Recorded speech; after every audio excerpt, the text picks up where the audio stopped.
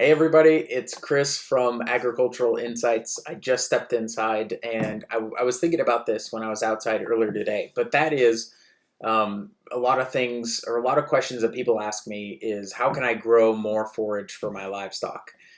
So I'm not talking about seeding or planting or fertilizing or anything like that. I'm talking about free techniques or strategies that you can use to grow more forage for your livestock starting today. So the first thing that you can do to grow more forage for your livestock is to decrease the plant spacings that you have. And let me just be clear on what I mean by that. So let's say we have two grass plants, they're growing right here. If you want to grow more forage on your land, what you can do is grow more grass plants or more forage species, right? And an indication of that to you will be, well, how far apart are my plant spacings? And what you can do is go out into your pasture, look down on the ground, and just kind of measure and get a sense of how far apart are my plants growing. Is it 6 inches? Is it 12 inches? What is it? So one way you can grow more forage is by improving your grazing management, which will start to decrease the plant spacing, meaning if you have, take a square foot, there'll be more plants growing there. So that's one way that you can grow more forage. And if you have large plant spacings, that means that you need to improve your grazing management. But decreasing those plant spacings will allow you obviously to grow more forage simply because there's more plants, right? So number two is to allow your forage to recover longer after grazing, right? So what this does is allows your grass plants to grow taller. And so if they're growing taller, obviously you're going to have more volume, right? So there's going to be more forage for your livestock to eat.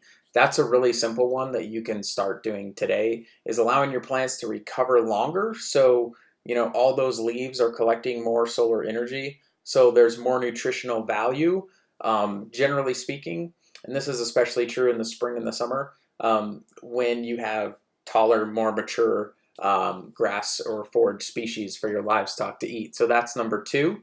And then number three is to actually increase the individual plant density. So we talked about how far apart plants are growing from each other.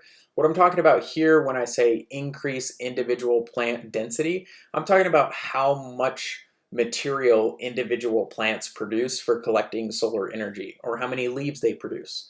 The more leaves a plant has, the more solar energy that they collect, which means there's more energy there for your livestock to eat. So by increasing the density or the bushiness of your individual forage species, that's another way or another technique that you can start managing for in your grazing management to start growing more forage for your livestock. So I just wanted to hit on those real simple three things that you can do to grow more forage for your livestock. So if you like this video, share it, comment on it, let me know what you think. And if you have any more questions, I'd encourage you to follow the links in the description to this video and head over to Agricultural Insights. I've got free mob grazing ebooks for you. I've got the Grazing Training Center, which is our monthly membership community with every resource you would need to improve your grazing management. And then I also have a Grazing Mastery course, which is a 7-module course where I teach you everything I know about grazing management and includes more great tips like that. So I hope you liked it. I'm signing off, and let me know what you think. Take care. Bye.